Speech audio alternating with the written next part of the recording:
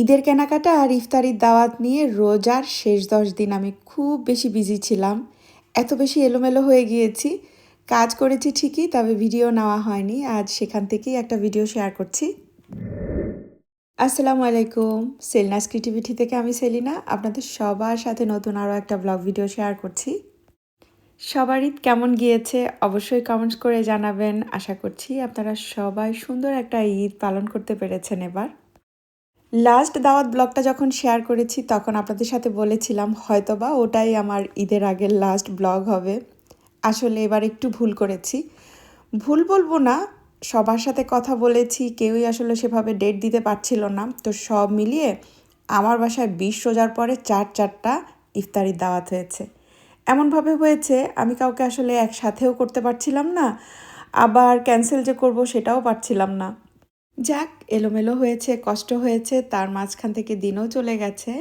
তো হুড়াহুড়ি করে বাচ্চাদের জন্য যে শপিং করব সেটা আর হয়নি। তো আয়াতের জন্য নেক্সটে একটা পাঞ্জাবির অর্ডার দিয়ে রেখেছিলাম, সেটা আজ নিয়ে যাব। নিতে এসে দেখলাম যে মাটালাইন, প্রাইমার্ক এই সবগুলোতেও বাচ্চাদের পাঞ্জাবি উঠেছে।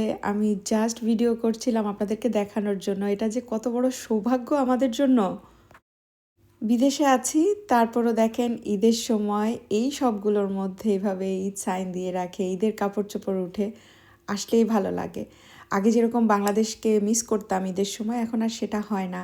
এই যে সবগুলোতে ঘুরি, বাচ্চাদের জন্য কেনাকাটা করতে আসি, এই কাপড়গুলো দেখি, তখন মনে হয় যে অন্যরকম একটা আনন্দ কাজ করে। এই পাঞ্জাবির কালারটা আমার এত সুন্দর লেগেছে, তবে ওরা ভাই বোন এবার গ্রে কালার পরবে, সেই কারণে আমি গ্রেটা নিয়েছি। নেক্সট থেকে গত কয়েক বছর আমি আমার আয়াত বাবুর জন্য পাঞ্জাবি কিনি। সুবিধা হচ্ছে এই পাঞ্জাবির সাথে বিভিন্ন কালারের পায়জামা আপনারা এখানেই পেয়ে যাবেন। ওদের কোয়ালিটিও ভালো, কাজও ভালো, আবার বেশ কয়েক কালার থাকে। আগে যেরকম এইদিক ওইদিক মানে ঘুরে বেড়াতে হতো, এখন আর সেটা করতে হয় না। 2 দিন পর আমার বাসায় আরেকটা দাওয়াত আছে। আসলে আপুরা আসার কথা ছিল 15 থেকে 20 রোজার মধ্যে। আপুর আবার মেয়ের জামাইরা আছেন, তো সব মিলিয়ে উনিও ওদিকে মানে আটকা পড়ে গেছেন। পরবর্তীতে বললেন যে আমি একদম শেষ রোজা পর্যন্ত চেষ্টা করে যাব।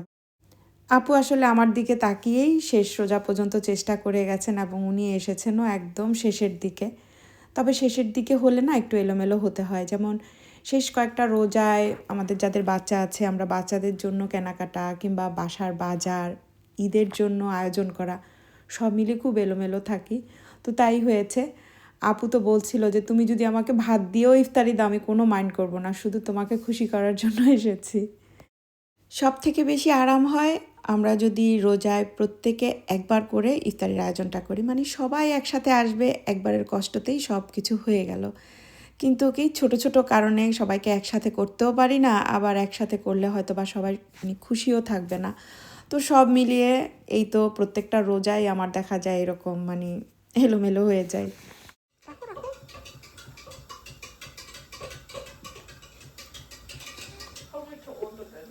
কার ইফতারি হচ্ছে, কার ফেভারিট? অনলি জাফিরার। আর আমরা সবাই না খেয়ে থাকবো। এবার আমি একেবারে হেলদি ইফতার রেখেছিলাম। ভাজি ভুজি আমাদের জন্য একদম করিনি, শুধু মেহমান বা ইফতারির দাওয়াত যে কটা দিন ছিল সে কটা দিনই করেছি। তো জাফিরা আজকে বলছিল যে তুমি আমার জন্য একদিনও বেগুনিটা করনি। তো আজকে বলতে পারেন বাচ্চার দিকে তাকিয়ে একদম দেশি স্টাইল একটু ইফতারির আয়োজন করেছি। জাফিরা ভাজা ভুজি ঝাল এগুলো খুবই পছন্দ করে। ভাবলাম সামনে আর 2 দিন আছে, তার মধ্যে ঈদের শপিংয়েও যেতে হবে।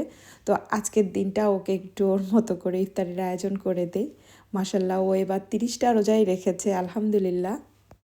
আগামীকাল সারাদিন শপিংয়ের জন্য চলে যাবে, তাই আজকে আমি কিছু রোল বানিয়ে রাখছি ঈদের জন্য। আমার ঈদে মেহমান হবে, তো ঈদের আগে বাসায় মেহমান থাকলে এই বাড়তি কাজগুলো তো একদম করা হবে না। তো আজকে আমি রাত জেগে এই তো রোল বানিয়েছি, সাথে 2-1টা মিষ্টির আয়োজনও করে রেখেছি। আর মেন মিষ্টিটা ইনশাল্লাহ পরেই বানাবো। আজকে সকাল সকাল উঠেই বার্মিংহাম যাচ্ছি ঈদের কেনাকাটা করতে। বাচ্চারা এইবারই প্রথম দেখলাম বেশ আনন্দ করছে ঈদের কেনাকাটা করতে যাবে এই ভেবে। নর্মালি ওরা এই ধরনের মার্কেটগুলো তো একদম যেতে চায় না। আসলে এই মার্কেটগুলোতে ওরা মানে একটু হিজিবিজি থাকে, তো ওদের কেন জানি ভালো লাগে না, তো আমি কখনো জোরও করিনি।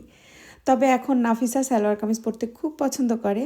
মানে কেউ বাসায় আসবে তখনও পরতে চায়, আবার কারো বাসায় গেলে পরতে চায়। তো ভাবলাম যে ঠিক আছে একবার নিয়ে যাই, ওর জন্য কিছু সালোয়ার কামিজ কিনি, আর ওরা ঈদের মার্কেটটাও দেখলো।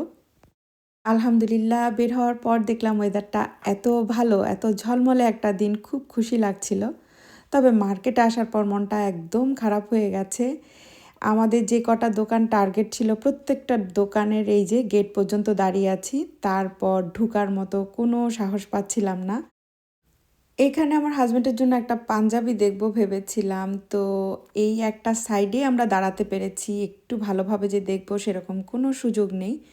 তো সেখান থেকেও পরে বের হয়ে গিয়েছি। যে কয়েকটা দোকান আমাদের টার্গেট ছিল যে আমরা কয়েকটা দোকানে ঢুকবো, দেখব, আর খুব বেশি ঘোরাঘুরি করব না, তো আজকে আর সেটা হয়নি। পরে আশপাশের কয়েকটা দোকান ঘুরেছি।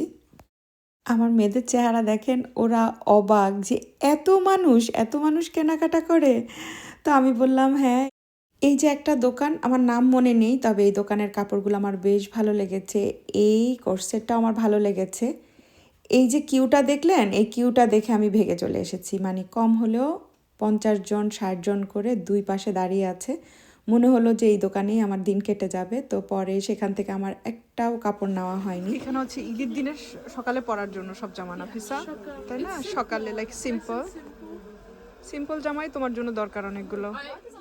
আমার আর নাফিসার সুতির অনেকগুলো জামা এখান থেকে নেওয়া হয়েছে। নাফিসার খুব ভালো লেগেছে, তো ওর বাবা বলল ওর যেহেতু পছন্দ হয়েছে এখান থেকে কিছু কাপড় কিনে দাও।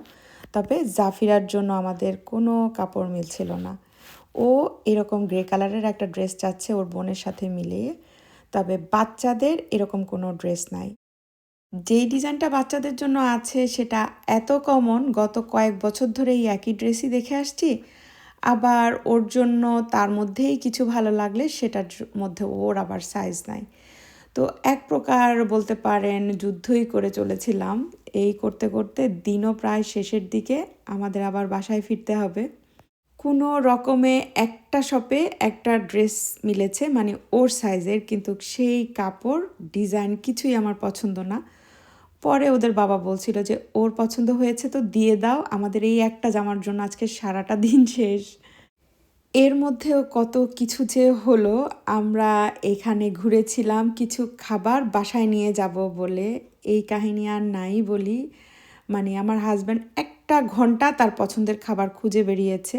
আমরা যে অন্য আরেকটা এলাকা থেকে খাবার পিক আপ করবো সেই সুযোগ নেই, এত জ্যাম ছিল। এর মাঝে এই যে ইফতার এসেছে নাফিসার বান্ধবীর মার বাসা থেকে, ওনারা দাওয়াত দেওয়ার জন্য এত চাপাচাপি করছিলেন, আমি সবার দাওয়াতের সাথে মিলাতেই পারিনি। তো আজকে বাসায় ইফতারি দিয়েছেন। ওনাদের বানানো এই পাকুড়া আর রোলটা আপনাদের জন্য একটু ভিডিও করেছিলাম, এত মজার, মানে এটার স্বাদ মনে হচ্ছে আমার মুখে লেগে আছে। কয়েক রকমের নাস্তা, বিরিয়ানি, আরেকটা প্লেটে কয়েক ধরনের আসলে ভাজিভুজি ছিল, সেই প্লেটটা টেবিলে ছিল, এটা রেকর্ড করা হয়নি। আর এক ব্যাগ হচ্ছে ফ্রুটস দিয়েছিলেন। হাতে ইফতারের আগে খুব বেশি সময় ছিল না, তো নাফিসাকে বললাম যে ওনারা ভাজি ভুজি যা দিয়েছে ওগুলোই আমরা খাই আজকে বাড়তি আর ফ্রুটস বা এটা সেটা কাটার কোনো ঝামেলা করতে হবে না। বাচ্চারা যে ড্রেস এনেছে ওগুলো ট্রায়াল দিতে অস্থির হয়ে গেল। তো আমি বললাম যে আমরা আগে ইফতার করে নিই, তারপরে হচ্ছে ঈদের জামা ট্রায়াল দিব। তো ওদের অবস্থা দেখে মনে হচ্ছিল যে আমি সেই ছোটোবেলায় ফিরে গেছি। আসলে এই আনন্দ, এই মজাগুলো আমরাও করেছিলাম। আমাদের আশপাশে অনেক বন্ধুবান্ধব ছিল, অনেক পরিবার ছিল, তো সেই হিসেবে এখনকার বাচ্চারা কিন্তু সেই আনন্দ একদমই পায় না। এই জামাটা কেন জানি আমার এত ভালো লাগছিল শপে, মানে দাম হিসেবে, তার মধ্যে লেস বসানো, কাজের কোয়ালিটি, কাপড়ের কোয়ালিটি সব মিলিয়ে খুবই ভালো লাগছিল। তো নাফিসাকে শপে যখন ট্রায়াল দিতে বললাম, ও পরার পর আমার এত ভালো লাগলো, আমি বললাম যে তাহলে সেম থ্রি পিসটাও আমি নিয়ে নেই। এই থ্রি পিসগুলোর সব হচ্ছে বিন সাইদ আর সাদাবাহারের। আমি বাংলাদেশ যখন গিয়েছিলাম তখন এই যে লাল থ্রি পিসটা, এরকম টাইপের বেশ কিছু থ্রি পিস অনলাইন থেকে আনিয়েছিলাম। দেখা গিয়েছে 3000, 3200, 2700, 2800 এরকম করে নিয়েছিল। বাংলাদেশের তুলনায় এখানে মনে হচ্ছে অনেক কমেই আমি পেয়েছি।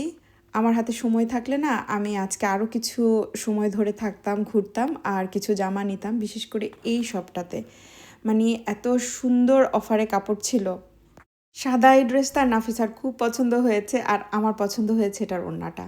যেহেতু আমার কিছু জামা আছে তার সাথে সাদা ওড়না পরতে হয়, আমার কাছে মনে হলো যে আমি এই ওড়নাটা ওই সাদা ওড়না হিসেবে পরতে পারবো। বহু বছর পর আজকে এই প্রথম ঈদের শপিং করার যে আনন্দ সেটা পেয়েছি। হয়তো বা এলোমেলো হয়েছে, মনের মতো করে শপিং করতে পারিনি, তারপরও ভালো লেগেছে। বাচ্চারা আমার পিছনে ঈদের জামা ট্রাই দিচ্ছে, খুশি করছে, আর এই ফাঁকে এই যে দেখেন আমি বিশাল বড় একটা দুর্ঘটনা থেকে বেঁচে গেছি, যদিও আমার হাত, মুখ, গলা সবই পুড়েছে। আপনারা অনেক সময় বলেন না এত গুছিয়ে পরিষ্কার করে কিভাবে কাজ করি, তো এর পেছনে এরকম অনেক অনেক গল্প আছে। তবে আজকের গল্পটা একটু ভয়ানকই ছিল, আল্লাহ বাঁচিয়েছেন আলহামদুলিল্লাহ।